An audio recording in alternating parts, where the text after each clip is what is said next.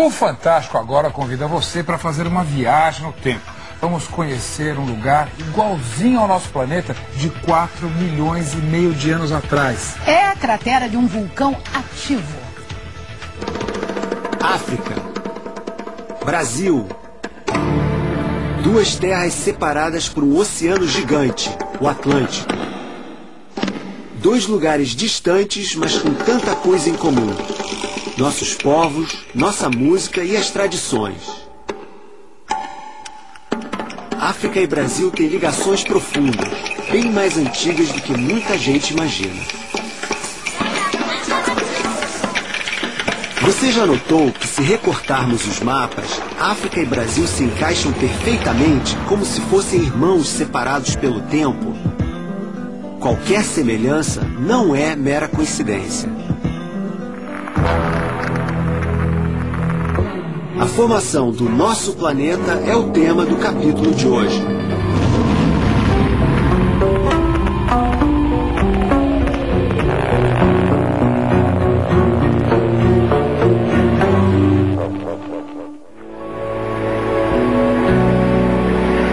Domingo passado, Poeira das Estrelas contou a história do nascimento do Sol, a estrela que dá luz, calor e energia para todos os seres vivos.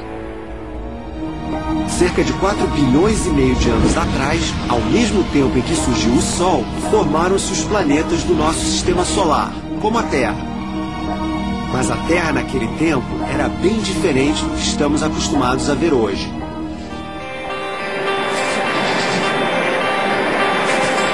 Um planeta azul, 70% coberto de água, 30% de terra firme, distribuído em continentes definidos, e milhões de espécies vivas.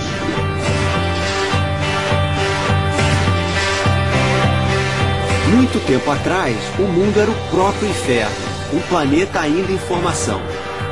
A superfície era toda líquida, não de água, mas de rocha incandescente, e a atmosfera de gases sufocantes. Partes da Terra permanecem desse jeito até hoje.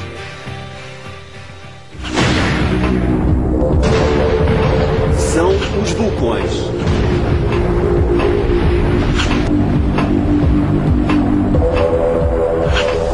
Vulcões ativos nos remetem diretamente à infância da Terra. É como fazer uma viagem ao passado, mais precisamente 4 bilhões e meio de anos atrás, quando a Terra, o Sol e os planetas tinham acabado de nascer.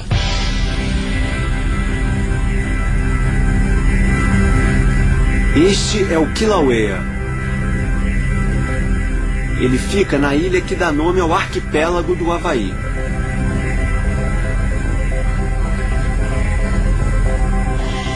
Nesta parte da Terra, existem tantos vulcões que a região é chamada de Círculo de Fogo do Pacífico.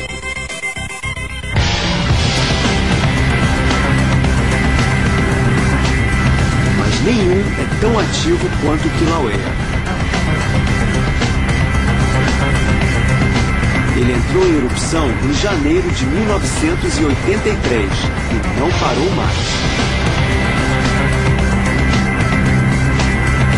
Se pudéssemos viajar no tempo e ver como era a Terra no começo, as imagens não seriam muito diferentes dessas, que mostram os períodos de atividade mais intensa do Kilauea.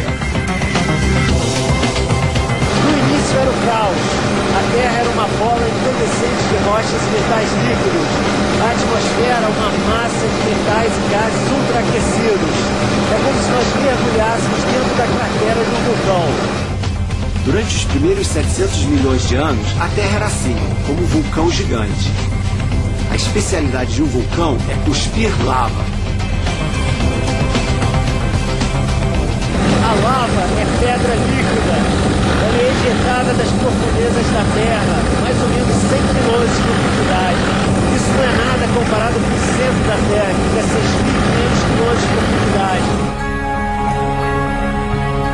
Sobrevoando Kilauea, dá para ver nitidamente como a lava expelida pelo vulcão se resfria em contato com a água do mar, se solidifica e faz aumentar o tamanho da ilha. No nosso planeta é assim. Em lugares onde não há nada além de mar aberto, pode surgir uma ilha, desde que seja uma região de atividade vulcânica.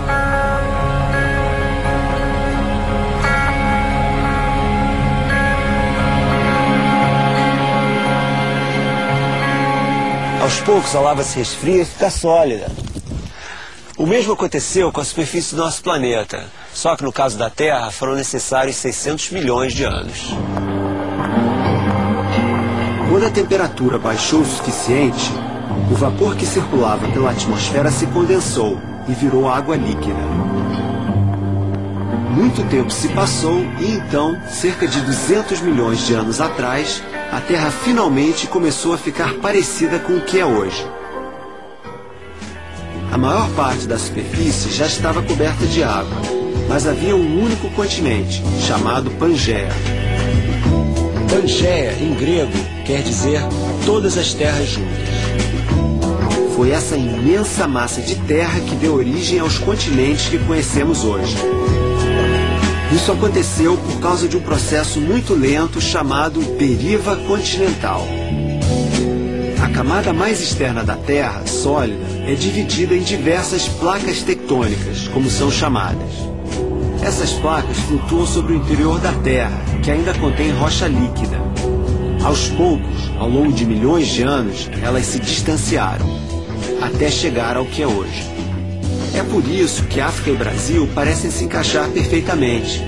Afinal, muito tempo atrás, as duas regiões eram uma coisa só. A deriva continental não parou até hoje. África e Brasil continuam se distanciando.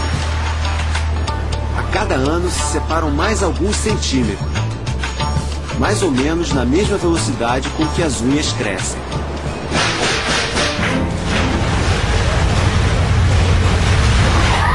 O movimento das placas tectônicas também explica os terremotos. A Terra treme quando as placas resvalam umas nas outras.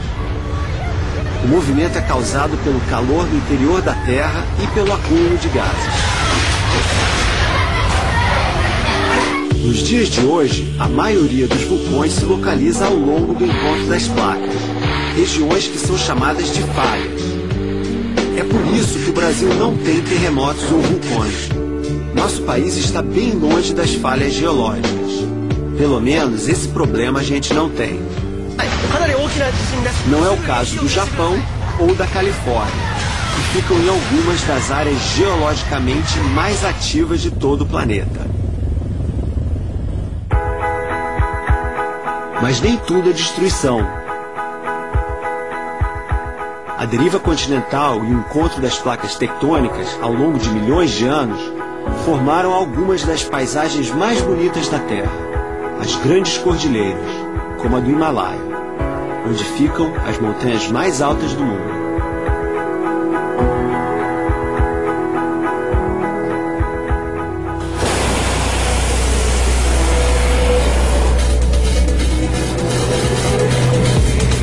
Semana que vem no Fantástico, você vai aprender sobre a infância violenta da Terra. Você vai saber por que a Terra já foi um lugar muito mais perigoso para se viver e vai entender como a Lua surgiu.